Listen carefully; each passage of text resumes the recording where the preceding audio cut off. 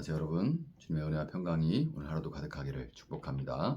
오늘 본문은 에스라 5장입니다. 그때 학계 예언자와 이또의 아들 스가랴 예언자가 자기들이 받들어 섬기는 이스라엘 하나님의 이름으로 유다와 예루살렘에 사는 유다 사람들에게 예언을 하기 시작하였다. 같은 때에 스알디엘의 아들 스룹바벨과 요사닥의 아들 예수아가 예루살렘에 있는 하나님의 성전 건축 공사에 착수하였다. 하나님의 두 예언자도 그들을 도왔다. 바로 그때에 유프라테스 강 서쪽 지방의 닷든의 총독이 스달보스네와 동료 관리들을 데리고 그들에게 와서 누가 그 성전을 다시 지으라고 하였는지, 누가 성벽 공사를 마치라고 하였는지를 물었다. 그들은 또한 성전 재건을 돕는 사람들의 이름도 밝히라고 요구하였다. 그러나 하나님이 유다의 원로들을 돌보아 주셨으므로 아무도 그 일을 막을 수 없었다. 페르시아 관리들은 이 일을 다리우스 왕에게 알리고 회답을 기다리는 수밖에 없었다. 유프라테스 강 서쪽 지방의 닷든의 총독은 스달보스네와 동료 관리들인 유프라테스 강 서쪽 지방의 관리들과 함께 다리우스 왕에게 글을 올렸다. 그 글의 내용은 다음과 같다. 다리우스 임금님께서 평안하시기를 빌며 임금님께 아뢰입니다. 저희가 유다 지역에 갔을 때에 그곳 백성이 크신 하나님을 모시려고 성전을 짓고 있는 것을 보았습니다. 그들은 큰 돌을 떠다가 성전을 지으며 나무를 날라다가 벽을 쌓고 있었습니다. 감독관들의 관리 아래 공사는 빈틈없이 잘 진행되어 가고 있었습니다. 그래서 저희는 원로들에게 누가 그 성전을 다시 지으라고 하였는지, 누가 성벽 공사를 마치라고 하였는지를 물었습니다. 또한 임금님께 공사 책임자들의 명단을 만들어서 알려드리려고 그들의 이름도 물었습니다. 그들이 우리에게 한 대답은 다음과 같습니다. 우리는 하늘과 땅의 주이신 하나님을 섬기는 사람입니다. 우리는 지금 허물어진 성전을 다시 짓고 있습니다. 이 성전은 본래 옛날 이스라엘의 어떤 큰 왕이 짓기 시작하여 완공하였던 것입니다. 그런데 우리의 조상이 하늘의 하나님을 노엽게 하였으므로 하나님이 우리의 조상을 갈대아 사람 바빌로니아 왕 느부갓네살의 손에 넘기셨습니다. 그가 이 전을 허물고 백성을 바빌로니아로 사로잡아 갔습니다. 그러나 고레스 왕께서 바빌로니아 왕이 된 그 첫 해에 하나님의 성전을 지으라고 칙령을 내렸습니다. 그뿐만 아니라 그는 느부갓네살이 예루살렘 성전에서 꺼내어서 바벨론 신전으로 가지고 간 성전의 금그릇과 은그릇을 그 신전에서 꺼내어 돌려주기까지 하였습니다. 그때에 고레스 왕께서는 세스바사를 총독으로 임명하고 그 그릇들을 주면서 그에게 그것들을 모두 예루살렘으로 가지고 가서 성전에 두라고 하셨습니다. 또 하나님의 성전을 제자리에 다시 세우라고 말씀하셨습니다. 바로 그 세스바살이 예루살렘으로 와서 하나님의 성전 기초를 놓았습니다. 그때부터 오늘까지 줄곧 일을 하였으나 아직 다 마치지 못하였습니다. 아뢰옵게 황송하오나 임금님께서 바빌론의 왕실 문서 창고를 살펴보시고 정말 고레스 왕께서 예루살렘에다가 하나님의 성전을 다시 지으라고 칙령을 내리신 적이 있는지 알아보시는 것이 좋겠습니다. 그런 다음에 이 일을 어떻게 하면 좋을지를 결정하시고 일러주시기 바랍니다. 아멘. 자, 사마리아인들의 조직적이고 집요한 그런 방해로 인해서 성전 건축이 중단된 지도 어느덧 16년이라는 세월이 흘렀습니다. 성전 건축이 중단된 초반에는 그 일로 안타까워하는 그런 사람들이 참 많았어요. 눈물을 흘리고 기도하고 하나님 도와달라고 어떻게든 성전 건축을 재개하고자 노력하는 사람들이 많았을 겁니다. 그런데 몇 번의 시도에도 불구하고 딱히 달라지는 것이 눈에 보이지 않자 성전 건축은 점차 그들의 우선순위에서 밀려나기 시작했고 더 나아가 이제 마음에서도 멀어지기 시작했습니다. 그렇다면 성전 건축을 마음에서 멀리하고 그들이 이제 집중하게 된 것은 무엇일까요? 바로 성전 대신에 자신들이 살 집을 짓는 것이었습니다. 집을 지었다는 것은 단순히 보금자리를 마련했다라는 것을 넘어서 그들이 이제 먹고 사는 일상에만 분주했다는 것을 상징하는 겁니다.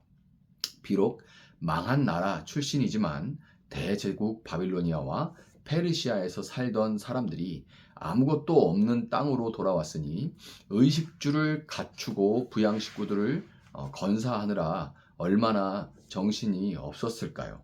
미루어 짐작할 수가 있죠. 정신없는 일상 가운데 오다가다 기초만 덩그러니 남은 그 성전터 16년이 흘러가면서 여기저기 깨지고 잡초가 무성한 성전터를 볼 때마다 처음에는 가책을 느끼다가 어느새 그 가책마저 점점 희미해져 갔을 겁니다. 먹고 살리짐의 힘은 그만큼 강력하죠. 먹고 살리즘 정말 강력합니다. 다 먹고 살자고 하는 짓이지 라는 이런 말은 자타공인, 마음의 부담과 가책을 덜어내는 마법의 주문인 겁니다. 그럼에도 하나님은 당신의 백성들을 이 먹고 살리즘에 잡아먹혀버리도록 그냥 내버려 두지 않았어요. 그냥 두지 않으시고 16년 동안 그냥 참으셨지만 마침내 동시에 2명의 선지자를 보내시면서 적극적인 하나님의 섭리를 보여주시게 됩니다. 먼저 나이가 많은 할아버지 선지자인 학개는 일어나서 이렇게 말합니다. 이 백성이 말하기를 때가 되지 않았다. 주님의 성전을 지을 때가 되지 않았다고 한다. 학개의 연자가 주님의 말씀을 받아 전한다. 성전이 이렇게 무너져 있는데 지금이 너희만 잘 꾸민 집에 살고 있을 때란 말이냐. 이렇게 학개 선지자가 말해요. 나이 많은 선지자의 호령에 꾸중하는 역할을 나이가 많은 분이 맡은 거죠. 하나님께서 그 학개에게 맡긴 거죠. 젊은 사람이 막 어른들을 꾸짖고 하는 것은 내용이 아무리 좋아도 그런 형식 때문에 좋게 받아들여지지가 않죠. 나이 많은 선지자가 일어나서 이렇게 호령을 하니까 일상에 지쳐서 잠들어 있던 이스라엘 백성들의 영혼이 깜짝 놀라서 깨어났습니다. 깨어나 자신들의 어리석음으로 인해서 두려워하는 그들 앞에 젊은 선지자 스가랴가 일어나 위로와 소망의 말씀을 전합니다. 주님께서 나에게 보여주시는데 내가 보니 여호수아 대제사장이 주님의 천사 앞에 서 있고 그의 오른쪽에는 그를 고소하는 사탄이 서 있었다. 주님께서 사탄에게 말씀하셨다. 사탄아, 나 주가 너를 책망한다. 예루살렘을 사랑하여 선택한 나 주가 너를 죄송합니다. 책망한다. 이 사람은 불에서 꺼내 타다 남은 나무 토막이다. 그때의 여호수아는 냄새나는 더러운 옷을 입고 천사 앞에 서 있었다. 천사가 자기 앞에 서 있는 다른 천사들에게 그 사람이 입고 있는 냄새나는 더러운 옷을 벗기라고 이르고 나서 여호수아에게 말하였다. 보아라, 내가 너의 죄를 없애준다. 이제 너에게 거룩한 예식에 입는 옷을 입힌다. 그때 내가 그의 머리에 깨끗한 관을 씌워달라고 말하니 천사들이 그의 머리에 깨끗한 관을 씌우며 거룩한 예식에 입는 옷을 입혔다. 그동안 주님의 천사가 줄곧 곁에 서 있었다. 아멘. 자, 성전 건축을 중단하고 일상에 매몰되어 살았지만 하나님의 은혜가 없이 소출은 적었고 그나마의 소출도 예상치 못한 일들로 인해서 모래를 손에 움켜쥔 것처럼 사이로 다 빠져 사라져 버리기 일쑤였습니다. 또한 성전 건축을 멈추고 나니 대제사장 여호수아조차 사탄의 참소를 당하는 상태에 빠져버리고 말았습니다. 냄새나는 더러운 옷을 입은 대제사장 여호수아. 학자들은 그의 아내가 페르시아에서 함께 돌아오지 않았고 결국 여호수아는 대제사장이면서도 이방 여인과 살아버리는 죄를 저질렀을 거라고 그렇게 말을 합니다. 여러분, 하나님 앞에서 감사함으로 일상을 살아가는 것은 정말 중요한 일이죠. 신앙과 일상을 분리하는 것은 정말 잘못된 일입니다. 그렇지만 하나님 없이 일상에만 매몰되다 보면 우리 영혼은 잠들어 버리게 되고 하나님과 교제가 없이 그 정체성과 사명을 잃어버린 하나님의 백성의 삶은 풍랑을 만난 조각배처럼 정처 없을 수밖에 없는 거예요.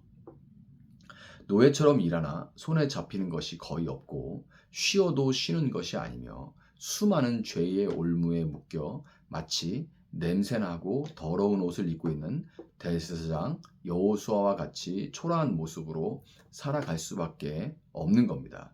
여러분, 혹시 이런 모습, 이런 상태가 오늘 여러분과 저의 상태, 또 우리가 사랑하는 누군가의 상태가 아닌지는 모르겠습니다. 그럼에도 불구하고 하나님은 당신의 백성을 결코 포기하지 않으시고 오늘도 여전히 선지자 학개와 스가랴를 보내주고 계십니다.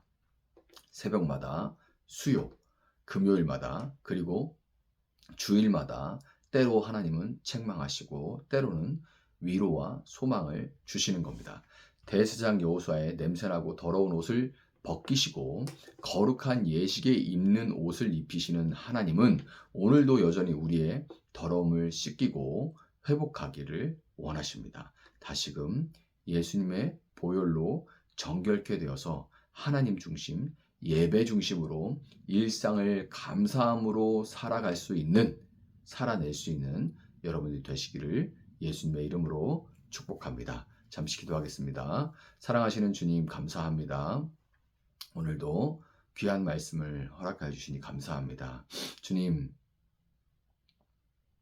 하나님께서 오늘도 말씀으로 우리를 깨우치시고 꾸중하시고 때로는 격려하시고 위로와 소망을 주시며 하나님의 말씀으로 우리를 살리실 때 우리 영혼이 깨어나기를 원합니다. 그리고 다시금 우리가 이 분주한 일상 가운데도 우리가 누구인지 무엇을 위해 살아가는지를 잃지 않도록 주님 도와주시기를 원합니다. 그것은 잠시 잃어도 되는 것이 아니라 잃으면 우리가 정처가 없어지는 정처가 없어지고 무엇을 한다 한들 손에 쥐는 것이 없어지는 우리 근본이 흔들리는 일임을 고백합니다. 그리하여서 하나님 정말 귀한 것을 깨닫고 오늘도 말씀에 반응하여서 모든 일상의 삶 가운데 하나님께 감사함으로 바른 길로 옳은 길로 좁은 길로 걸어갈 수 있는 저희들 되어줄 수 있도록 주님 도와주시옵소서. 감사함이 예수님의 이름으로 기도합니다. 아멘. 오늘 주신 말씀 붙들고 계속해서 기도합니다.